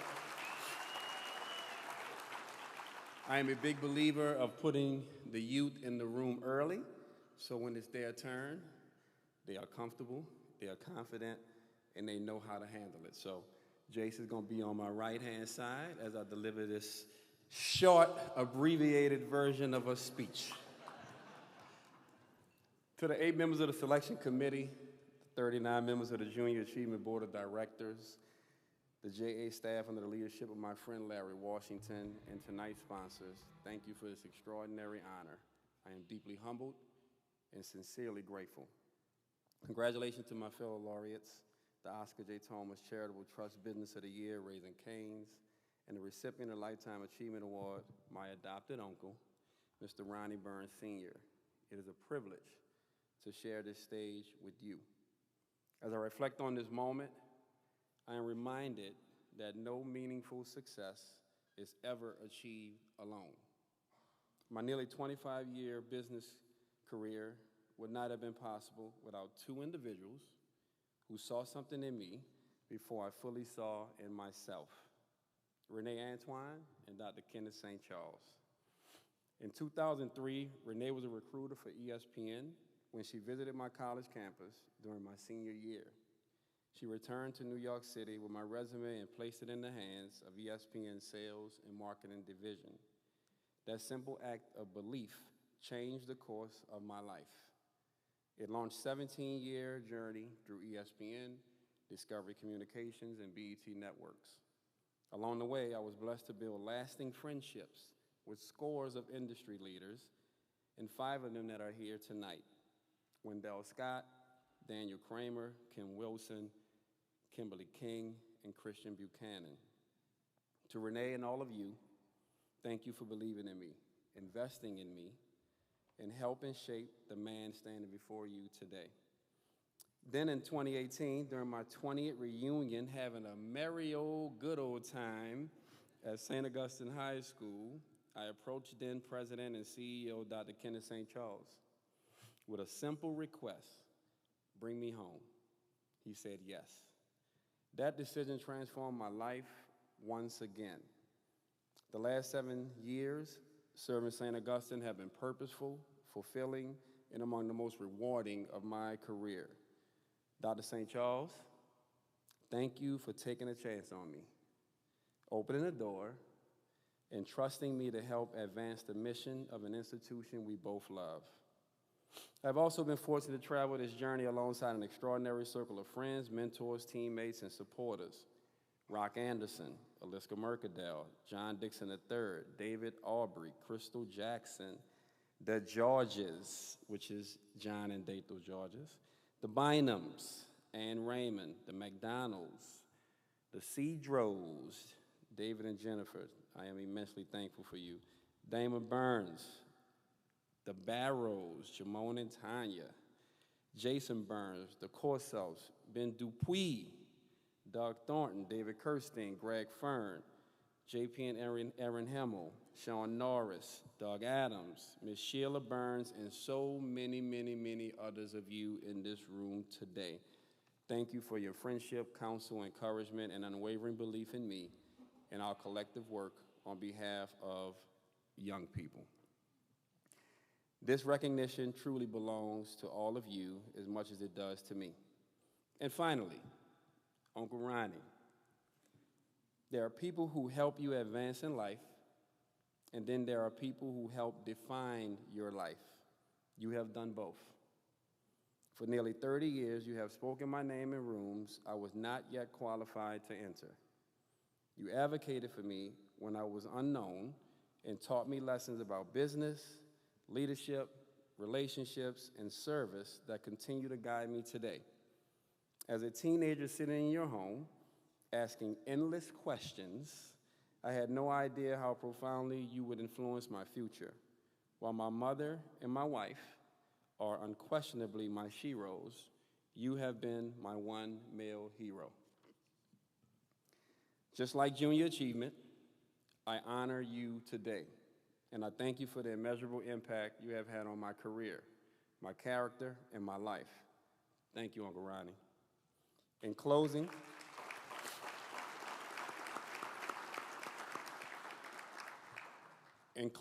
this award bears my name, but it belongs to every person who invested in me, challenged me, prayed for me, encouraged me, and believed in me.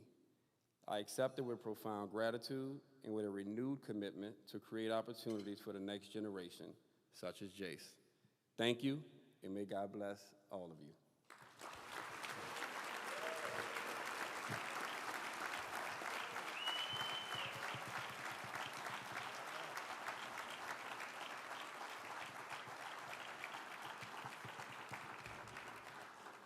Congratulations, Alston. Thank you for all you are doing for our young people. It's the epitome of what we're doing here tonight. Thank you again. All right, our final honoree this evening is Clark Todd. Clark became CEO of Blessing Marine Services in 2020 after nearly 2 decades of leadership within the company. He has helped guide Blessing Marine to continued growth and success while remaining deeply committed to family, leadership, and community service. Please play our final video of Clark Todd.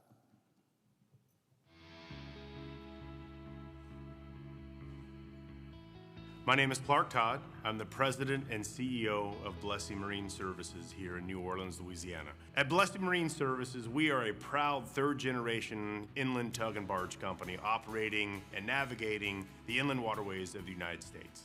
We have roughly 750 employees on the waterways and about 150 employees between our offices in New Orleans and Houston. We own and operate about 85 tugboats and over 230,000 barrel barges. So we transport America's resources from point A to point B, wherever they ship us to.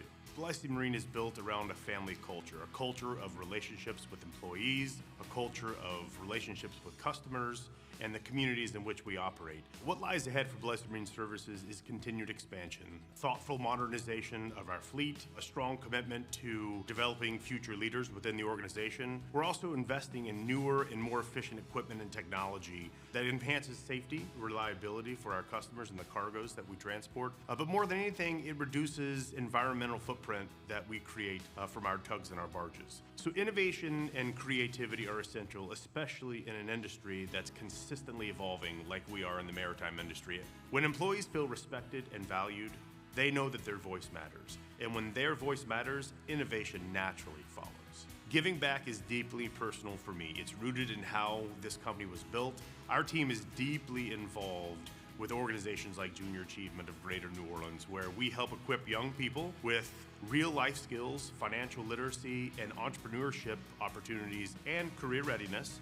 We teach them about investing in the next generation and what matters to us, because strong communities start with educated, confident young leaders.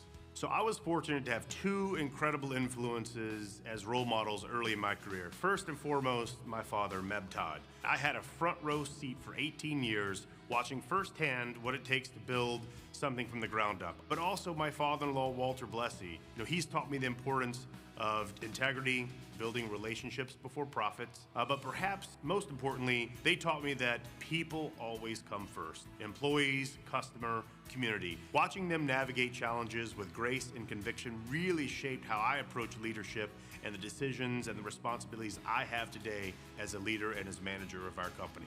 I define success as building a company with integrity, treating people right, and leaving things a little better than we found them. Success is ultimately about impact. It's about impact on my family. It's about the impact of our employees as well. It's about creating opportunities for others and about developing future leaders and leaving a positive footprint, wherever we go. The best advice I can give to any aspiring entrepreneur is to always bet on yourself and dream big. Nothing meaningful ever comes from playing it safe. It's built through long days, tough decisions, and surrounding yourself with people who are smarter than you. We build teams that challenge each other, we strengthen one another, and at every corner we make each other better. Never forget people who helped you along the way, and never ever lose sight of your roots. Also, never be afraid to fail. Every setback is a lesson, learn from it, and keep moving forward. If you do those things, work hard, stay humble, lead with integrity, and give back, you won't just build a successful career, you'll build a meaningful life. Organizations like Junior Achievement are helping prepare the next generation with real-world skills. It builds confidence and creates opportunities and helps young people see what is possible in our community. So when we look ahead, I see New Orleans that continues to grow stronger, powered by hardworking people, guided by a community that cares, that has a ton of values, and driven by the next generation of leaders who are equipped to handle tomorrow. As long as the Mississippi River is flowing, we will have continued success right here in New Orleans.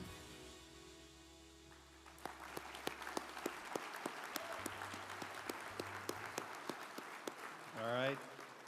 Clark, please join me on the stage.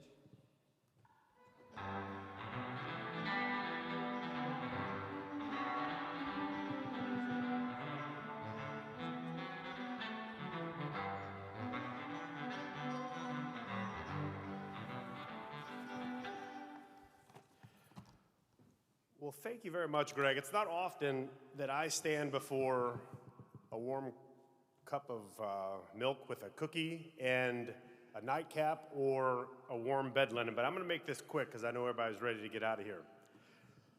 I'm deeply honored and humbled to accept this award from Junior Achievement. When I learned that I'd be receiving this recognition, my first thought was, no one receives recognition like this alone. All accomplishments that I've received in my name or in our company are really the result of the people who have invested in me through my life. I'd first like to thank my parents. You found out a minute ago that my father is one of my greatest mentors and heroes, but they taught me the value of hard work, integrity, and always keeping your word, and to never, ever back down. Those lessons have guided me every day of my life and my career. I also want to thank my beautiful wife, Laura, my kids, Cooper, Caroline, and Kate, who are with us here tonight. Thank you for your love, support, your encouragement, for all the many nights that I spend on the road traveling. As a matter of fact, Ben and I have to leave in about 8 hours to head to a business meeting on the East Coast, so I'm going to try to get this finished up so we can catch our 5 a.m. flight. But I'm especially grateful for my father-in-law, Walter Blessey, as you heard earlier, who gave me an opportunity 25 years ago to join the family business. His mentorship, his guidance, and his belief in me has shaped not only my career, but the leader that I strive to be each and every day. And to my incredible team members at Blessey Marine, many of them are here tonight to help celebrate with me this amazing accomplishment and award.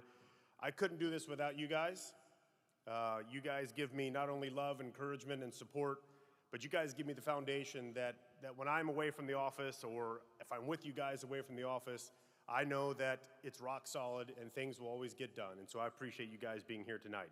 My passion has always been to take care of people, sometimes to a fault. If you ask my wife, she's smiling over there. But it really is my passion. And we take care of our employees at Blessey Marine the same way that I tried to take care of the kids who walk through the doors at Junior Achievement. And as I said earlier on the video, one lesson that I'd like to share with the young people out here today is bet on yourself, dream big, work hard, and surround yourself with good people, but never, ever forget where you came from. So success is not measured by titles or awards, but by the impact that we all have on one another. And as the great Ralph Waldo Emerson once said, nothing great can be accomplished without enthusiasm. I think those that are around me know that I'm one of the most enthusiastic people on earth. I have a high level of energy. Usually the cup is more than just half full. But in the end, it's about what we can do to help others. And Junior Achievement is an incredible, incredible organization, and I couldn't be more honored to be up here tonight. I'm proud to support the mission of Junior Achievement. I'm grateful to be included among the remarkable individuals that have come before me for this award. And I couldn't thank you guys enough for being here and supporting what we're trying to do at Junior Achievement. So on behalf of all my family members, my employees that are here tonight, thank you guys so much and God bless.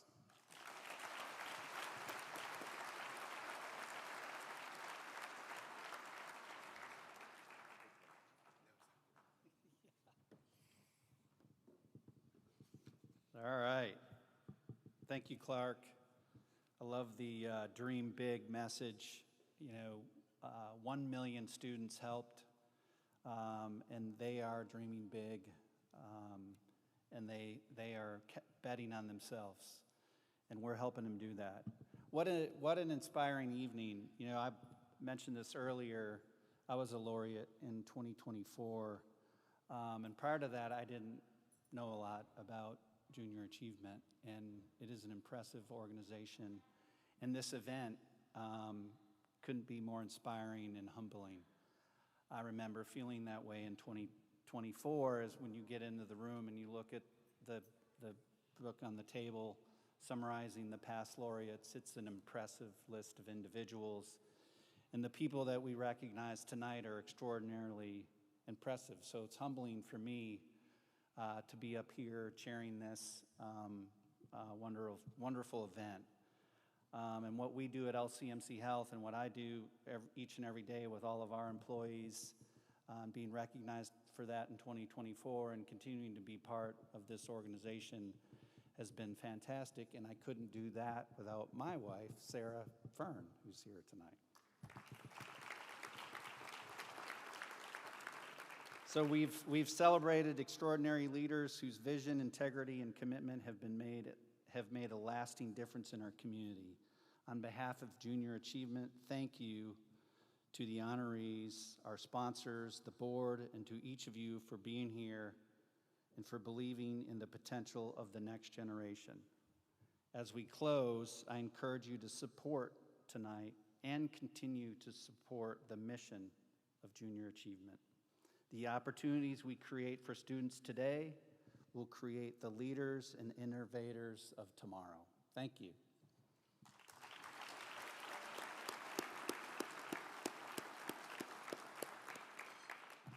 All right, that's it. Is there a closing video, Larry? All right.